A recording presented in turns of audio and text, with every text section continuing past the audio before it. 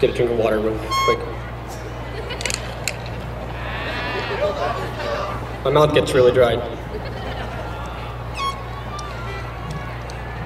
Now, before I begin preaching to all of you about the importance of not giving up from this day forward, I would like to fulfill my promise and mention the names of those people that paid me $1 in order to do so. Now, let's start off by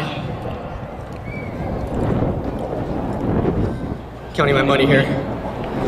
Adelita Grijalva, Miss Abigi, Mrs. Crane, Lorenzo Chavez, Miss Toro, Mr. Santa Cruz, Mr. Santa Cruz, Mr. Santa Cruz, Mr. Santa Cruz, Miss Amaro, Miss Ortiz, Miss Garcia de Cruz, Mrs. Watt,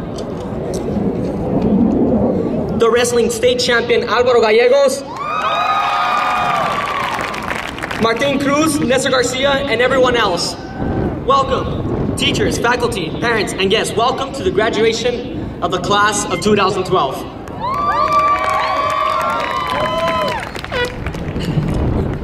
Antes que empiece este discurso que tengo preparado para todos ustedes, esta noche le quiero agradecer y dar la bienvenida a todos los maestros, padres, familias e invitados que nos acompañan esta noche de orgullo y celebración. También quiero agradecer especialmente a mi mamá, que aunque no puede estar esta noche con nosotros, te quiero decir que estás en mi corazón y te quiero y gracias por todo.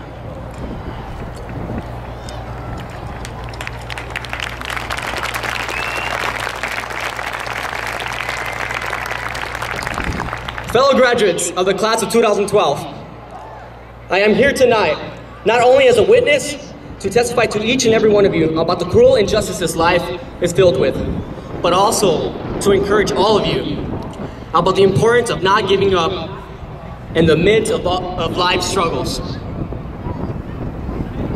Fellow graduates, life for me has not been a glistening one. My family and I came to Tucson, Arizona, like the typical migrant family looking for a better education, a better future, and better opportunities. We came to the States with nothing, nothing. We arrived with no money, no family, no home, nothing. We found shelter under a kind-hearted family's home, only to be tossed out a couple months later, out onto the streets like property and like garbage.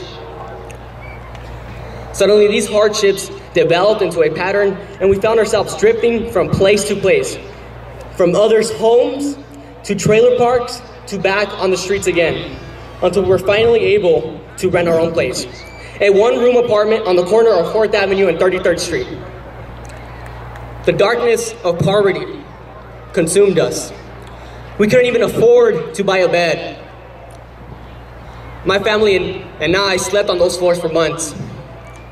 Floors infested with bugs, with cockroaches, infested with rodents.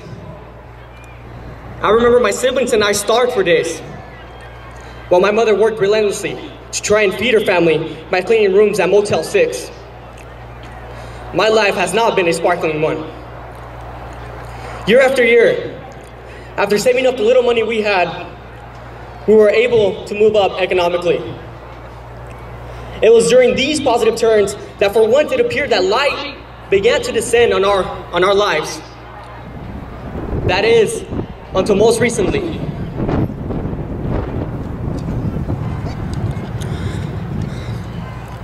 On October 22nd, 2009, my mother was deported and sentenced to 10 years out of this country, away from her home and family. Life is filled with cruel injustices. Just last summer, when blood clots were detected on my father's right knee, they traveled to his lungs and up to his brain, which caused an embolic stroke and paralyzed all his physical capabilities. Have any of you stood in front of the person who has raised you your whole life and watched and realized you can't do anything to help? Hence, right now, I would like to pause the message I'm trying to convey to all of you. And I would like to ask all of you to reminisce and to think about all the sacrifices, the people that love you, the people that have raised you, what they have done for you. And once this is all over, thank them and hug them. Hug the people who have raised you and love you. Thank them for the many sacrifices they have done for you. Because tomorrow will be a different day. Tomorrow the sun will rise and illuminate our lives. Fellow graduates, in the midst of all these struggles, I chose to not give up. You all can choose to not give up. I chose to stay strong and not allow my personal life affect my academic endeavors. I chose to focus and not make any excuse. I chose to persevere through obstacles life set before me. Without the help of my teachers, the support of my parents, members from Casa Church, ABF, and the grace of God, I would not be here today as a 2012 Dorothy Finley Outstanding Teen Citizen, a Dell Scholar, and recipient of the prestigious Gates Millennium Scholarship that will cover all my undergraduate and graduate studies.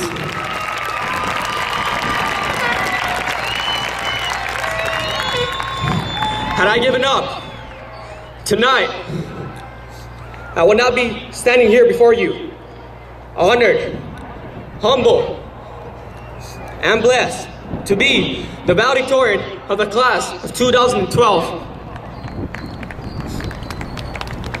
Fellow graduates, there is no excuse to give up after tonight. It is important we do not throw in the white towel to the obstacles life has to offer. Some of you, if not all, have faced similar and various hardships throughout your life.